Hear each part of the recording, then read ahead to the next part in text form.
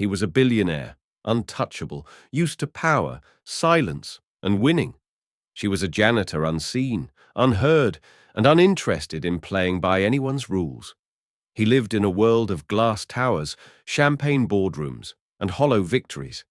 She lived in shadows, in quiet hallways and forgotten corners, choosing solitude over survival.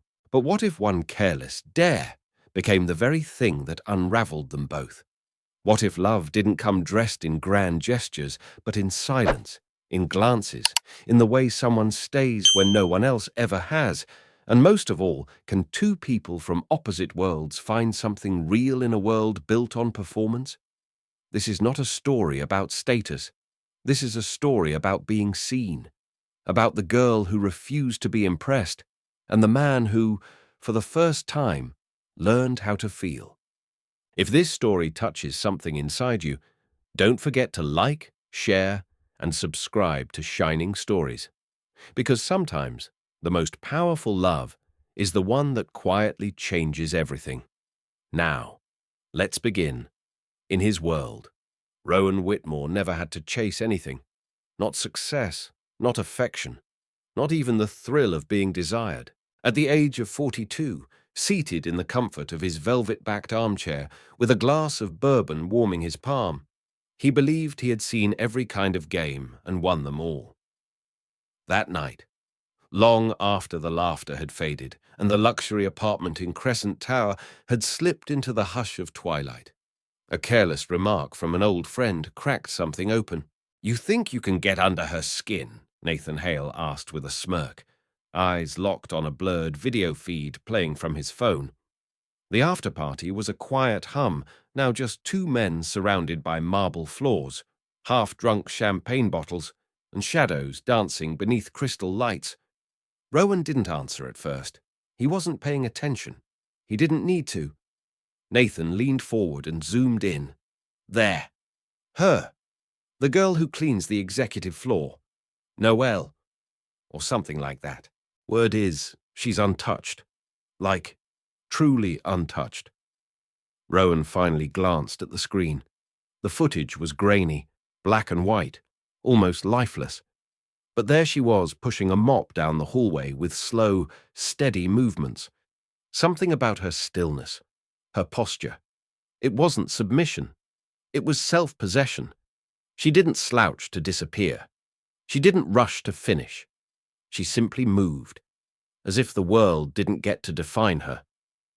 Nathan chuckled. "Come on, Rowan, you've turned the heads of women born to be looked at. But her no titles, no fame, not even makeup. Just a girl and a mop. I bet she wouldn't even notice you." Rowan could have laughed it off. He usually did. But pride is a strange thing. It whispers when silence would be wiser. And there was something else, a flicker of curiosity, fragile but persistent. He looked again. She wasn't pretty in the way magazines demanded, but there was something pure in her presence. She looked like she didn't care who watched, and that, to him, was uncharted territory. "I'll take the risk," he said, not knowing that this was no game, not knowing that what began as a dare would become something far more difficult to escape. The next morning, he arrived at the office just past 5:30, long before the usual tide of investors and boardroom meetings. He didn't come to review contracts or chase profit. He came to see her, from his corner office, all glass and steel. He waited, and then he saw her. Noelle.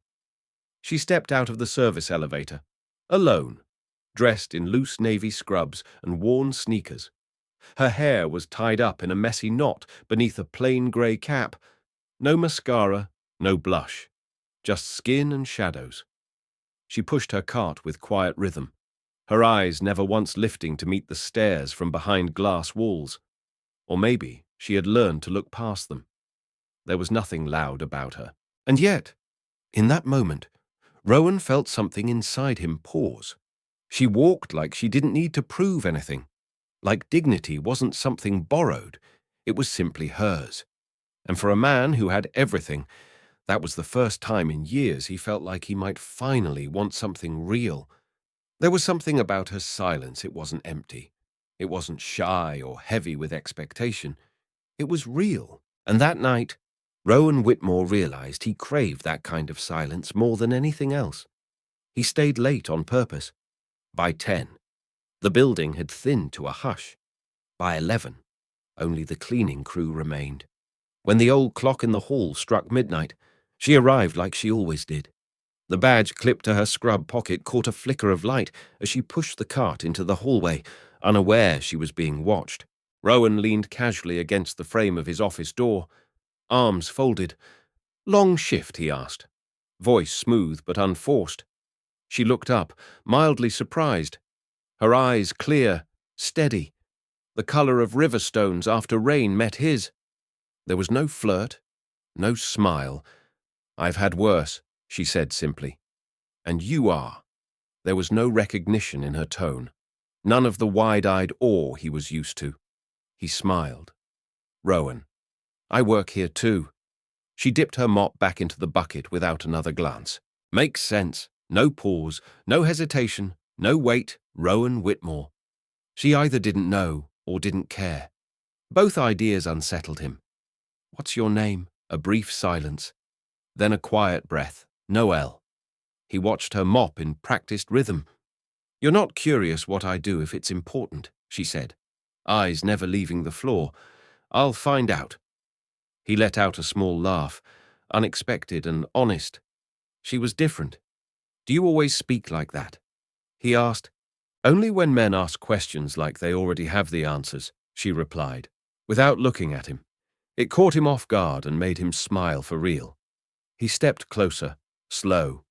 She noticed, pausing just slightly. "Easy," he said gently. "I'm just restless." "Then go home," she answered. "This floor's clean." He could have walked away. He should have. But she didn't know she was a bet. And he didn't know he'd already lost. In the days that followed, Rowan didn't chase her, not in the way he used to chase things. He simply showed up, every night, just past midnight. She would appear, and he would already be there by the window, with a lukewarm mug of coffee and a book he wasn't really reading. Sometimes he asked questions.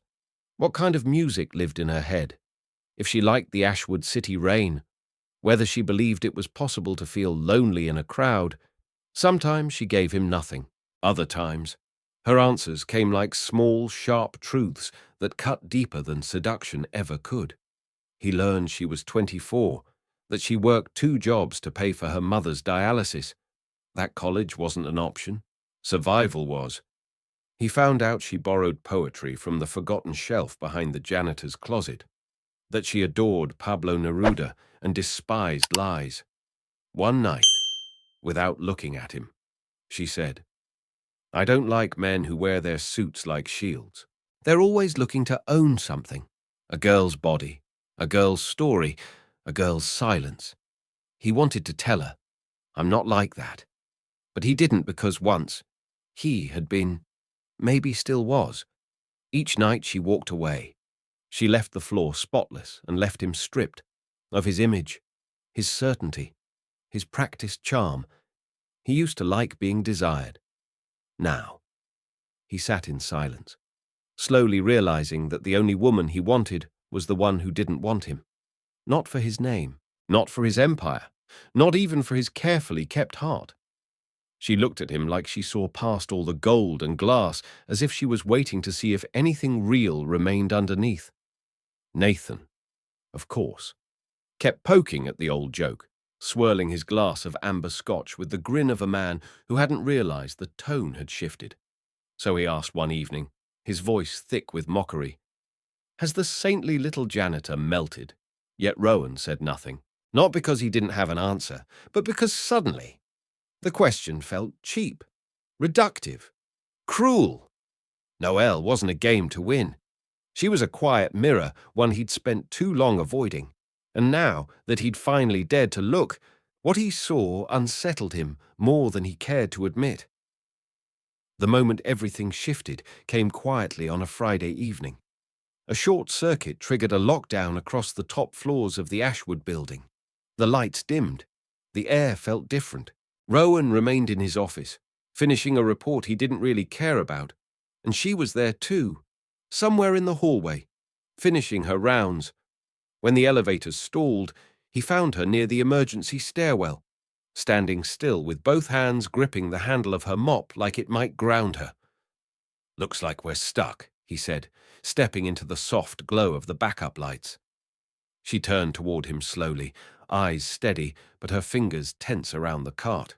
"The power will come back," she said. Her voice was low but controlled. "I'm not afraid." "I know," he replied, his tone gentler than usual. "But maybe I am." She looked at him, then not at his expensive shoes or his starched collar, but into him, past the polished layers. What she saw wasn't a powerful man. It was someone tired, not from work, but from carrying something unnamed and old. She asked, barely above a whisper, "Why do you keep talking to me? Why do you watch me scrub your floors like I'm part of a stage play?" He didn't flinch, didn't smile. "Because I made a mistake," he said. "It started as a dare. One of those ego things men like me do when we feel too hollow to admit it. But then I saw you, and it stopped being about anything except you." He paused, took a breath. "I don't want to touch your body. I want to understand why you wear silence like armor." Her hands stopped moving. The hallway felt heavier. She blinked. "Once. Most men try to own something when they look at me. You're trying to reach something I've buried." He stepped a little closer, not invading, just enough to be present. "Because I recognize it," he said. "I carry my own version of it, too." In the dim glow of flickering lights, something shifted between them. She no longer saw a billionaire. She saw a boy who had once been told that showing emotion was weakness, and he, for the first time, didn't see a cleaner or a challenge. He saw a woman who had chosen herself over and over in a world that tried to take her apart. "You're undoing everything I believe about men," she whispered. He offered a tired, real smile. "And you're undoing everything I thought I knew about myself." Rowan had walked into this thinking he would peel away her defenses, but night after night, she stripped his pride instead, layer by layer, until what was left wasn't charm or bravado, but something raw, something real. The lights returned with a gentle hum. The elevator doors reopened, but neither of them moved. Not right away, not when the air still held the echo of something honest. After that night, things were different. He started arriving earlier each morning, not for meetings or briefings, but just to catch a glimpse of her before she disappeared into the walls of the building. Sometimes she greeted him first, sometimes she didn't, but she had changed too just a little. The corners of her voice softer, her glances no longer carved from suspicion. She still didn't smile often, but when she did, it was small and sharp and honest, and it did something to him. He noticed the little things, her hair always tied back in a practical bun, the pen she kept behind her ear, the oversized uniform that seemed borrowed, maybe even handed down. Her shoes were the kind you find on the discount rack, worn through and patched with tape. But to him, none of it dulled her. If anything, it made her blaze more. To Rowan, Noelle had become a quiet kind of thunder, not loud, not urgent, but impossible to ignore. One night, he found her alone on the rooftop, staring out across the sleeping city, the wind tugging softly at the edges of her cap. He didn't ask permission. He stood beside her. "Do you ever wonder," she murmured without looking at him, "if this view only feels beautiful because we're above it?" He didn't answer right away, but in that silence, he knew this wasn't about games anymore, and maybe it never had been. Because down there, it's chaos. Noelle's voice was quiet, but steady. Rowan nodded, his gaze fixed on the city glittering beneath them like broken stars. "That's why I come up here, to pretend I've made sense of it all." She turned her head slightly, watching him. "And have you—" There was a pause, then a half smile that didn't quite reach his eyes. Not even close. That night, he walked her down the stairs, not because he had to, but because something in him couldn't stop revolving around her like she was gravity, and he, for once, was willing to fall. The days that followed blurred into each other. A week passed. Then another. Nathan called again, amused and impatient. "You disappeared on me," he teased. "Figured you'd have conquered that little cleaning girl by now?" Rowan closed his eyes, jaw tight. "It's not like that." "Then what is it?" Nathan laughed. "She got magic between her legs." "No," Rowan said quietly, his voice low but certain. "She's got magic between her silences. Nathan wouldn't understand. People like him rarely did, but Rowan was already too deep to explain. This wasn't about lust anymore. This wasn't about the thrill of being wanted. He wasn't chasing her body. He was chasing something rarer, the quiet, aching joy of being seen. Noelle didn't flirt. She didn't reach for him. But when her eyes met his, it was as if she saw past the tailored suits and the public persona, straight into the raw boy inside, the one who had once been taught that tears were weakness, that vulnerability had no place in a man's world. But with her, he didn't have to win. He just had to tell the truth. Then came the night that rewrote everything. A pipe burst on the east side of the building, flooding part of the executive floor. Noelle was there when it happened, trying to contain the water before it ruined anything expensive. By the time Rowan found her, she was drenched to the skin, her uniform clinging like second skin, her breath shallow from the cold, arms shaking but still working. "You shouldn't be doing this alone," he said, stepping toward her. "It's my job," she replied, eyes flicking to him. "And besides, I didn't think men like you got their hands dirty." He didn't answer. Instead, he rolled up his sleeves and took the wrench from her fingers. "Tell that to my dry cleaner." She stared at him, a flicker of surprise crossing her face. He wasn't smooth. His grip slipped. Water splashed his shirt, but he didn't stop. And somewhere in the middle of it, she looked at him, not with pity, not with admiration, but with something softer, something warmer. When they finally shut off the valve, they stood still, shoes soaked, water pooling around their ankles, steam rising faintly from their bodies. "Why are you really here?" she asked, her voice fragile but honest. Rowan met her eyes, and this time he didn't hide behind charm. "Because I used to think having everything meant I didn't need anything," he said. "Then I met you, and now I know I've been starving." She didn't speak at first. Her hair clung to her cheeks, her lips parted, but no words came. And then, slowly, she reached for his hand. It was small, rough, and trembling, but it was real. He didn't move. He let her hold it. And in that moment, it didn't feel like she was touching his fingers. It felt like she was reaching inside him into the places no one had ever gone. The quiet parts, the broken parts, the ones still waiting to be chosen. "You thought you were undressing me," she whispered. "But all this time, it was you." Rowan didn't know how long they stood like that, breathless and dripping, suspended in the stillness between heartbeats. But something deep within him shifted, not in the air, not in his body, but in the space where truth lives. He followed her that night, not as the man with the corner office, not as the one who once accepted a foolish bet, but as someone who was finally letting go. They walked the quiet halls of the staff wing, footsteps echoing in the silence. She didn't let go of his hand.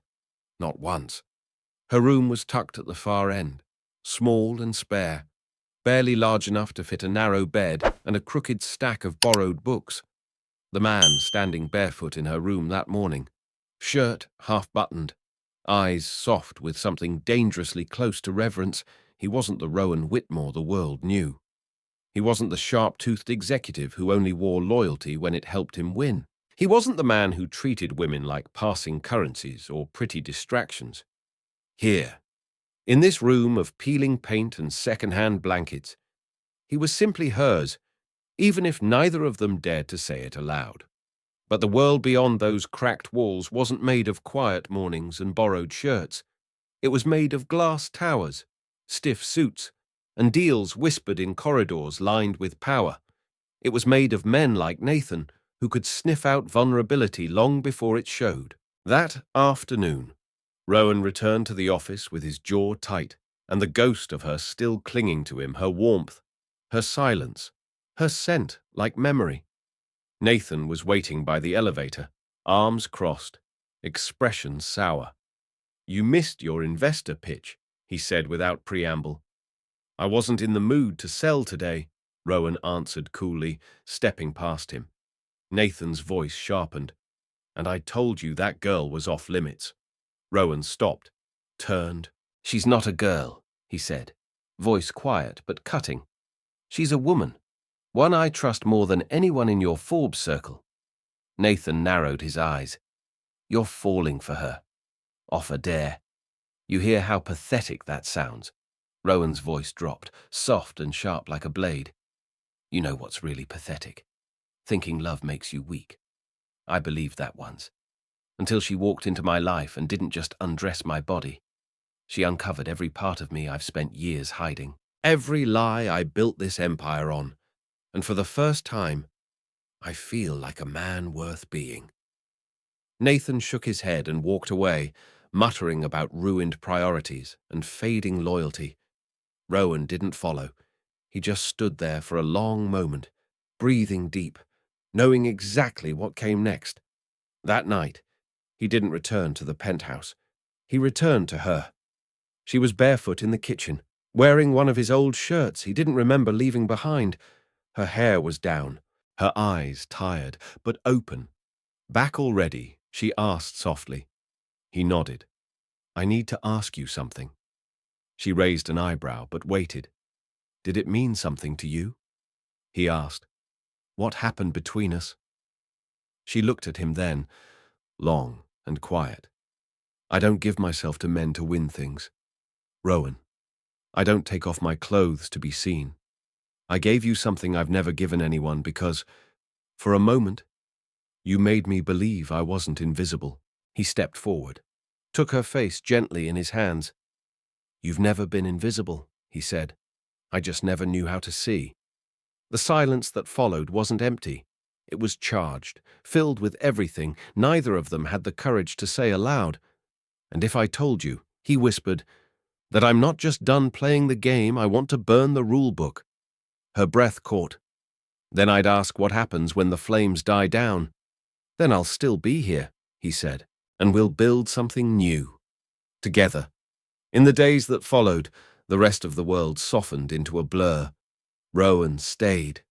He slept on the couch, though she knew without asking that he rarely actually slept. In the mornings, he brewed coffee for them both, never needing to ask how she liked it. Somehow, he always got it right. In the evenings, they cooked simple meals together, pasta drowning in garlic, grilled cheese with scorched corners, pancakes for dinner because why not? It felt absurdly ordinary. And yet, in that tiny space, beneath flickering lights and quiet laughter, it felt like breathing for the first time. One evening, they curled up on the couch together, watching an old movie neither of them were really following. Her head rested lightly against his shoulder, his fingers absent-mindedly tracing circles on her arm. Then, almost in a whisper, she said, "I still don't understand. Why me?" He didn't look away from the flickering screen when he answered her. His voice low, steady, carrying the kind of truth that doesn't need eye contact to be felt. "Because you never asked me for anything, but gave me everything. Because you didn't try to win me over. You dismantled everything I thought made me strong. Because when I was the most powerful man in the room, you made me feel small, and I liked it." Noelle turned her face into his chest, hiding the way her lips trembled not out of fear, but because something inside her was expanding into spaces she never dared to open before. Maybe this wasn't just a story that began as a mistake. Maybe it was finally becoming a beginning, but reality is never far behind, and it rarely knocks softly. On a grey Thursday morning, her supervisor at the cleaning agency called. The voice on the line was clipped, cold. A rumor had made its way up the chain, a billionaire seen entertaining staff, an image no one wanted. "We don't do tabloid romance," the woman said, "and you've crossed a line. Consider this your notice." The call ended before Noelle could even ask what line that was. That afternoon, Rowan came back from a meeting to find her sitting at the edge of the bed, holding her folded uniform, the same one she had worn the first night he saw her beneath the sterile hallway light. Her hands trembled. "They let me go," she whispered. He froze, then moved to her side, his voice tight. "Because of me." She nodded. "They said I blurred boundaries, that I became a liability." He dropped to his knees, taking her hands into his own as if trying to anchor her. "No, I did this. I brought you into a world with no rules, where consequences are heavier on the ones with less power. I should have shielded you better." She looked at him then, tears in her eyes but fire behind them. "Don't apologize for loving me. Rowan, not if you mean it." His breath caught. "I do," he said. "More than I've ever known how to say." She leaned in, pressing her forehead to his. "Then say it without words. Say it by not disappearing when this stops being simple." That night, he made a choice not out of guilt, not to rescue her, but because something inside him needed to prove that she was never meant to be hidden. He called his board, informed them he was stepping away, not for retirement, but for something more vital. "This isn't an end," he told them. "It's a return to something real." Nathan, naturally, pushed back, mentioned the shareholders, the press, the empire. Rowan didn't flinch. Empires built on hollow men always collapse. "She's made me whole." The room went quiet, and from her corner seat, Noelle watched him speak her name aloud with steady certainty, not caring who heard. And in that moment, she understood. He wasn't seeking approval anymore.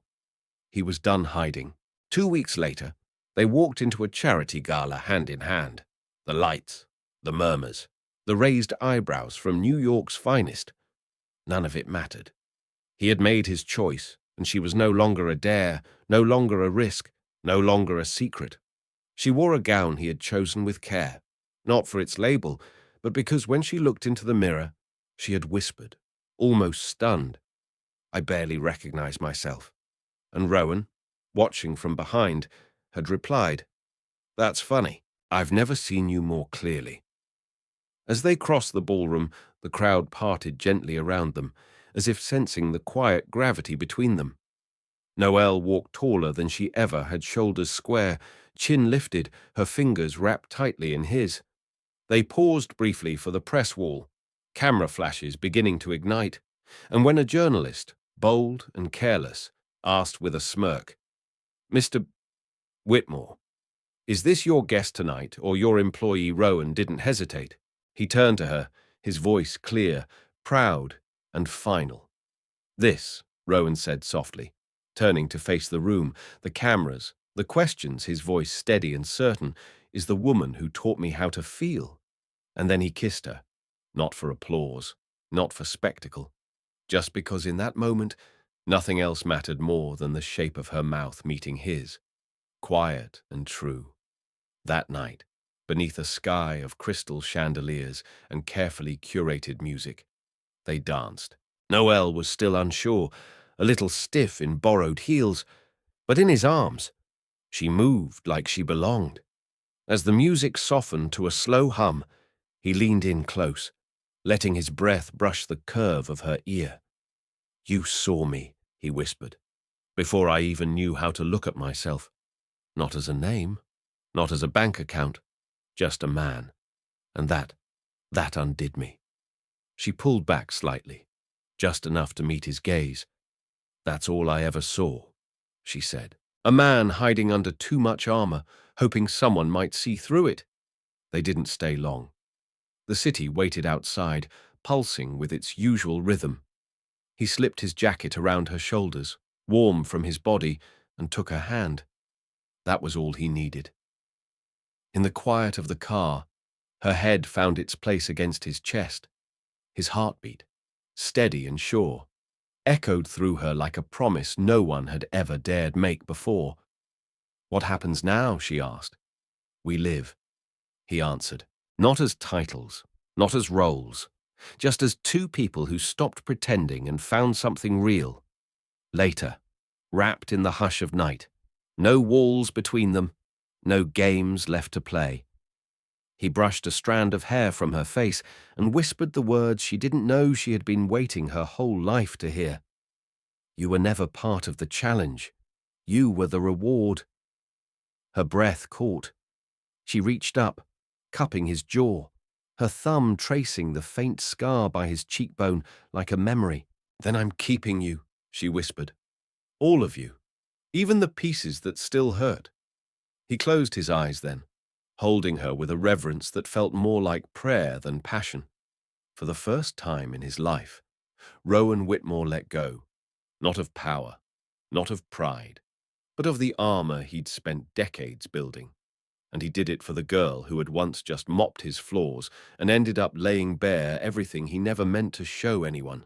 The morning light crept in through the glass walls of his penthouse, painting the room in soft gold.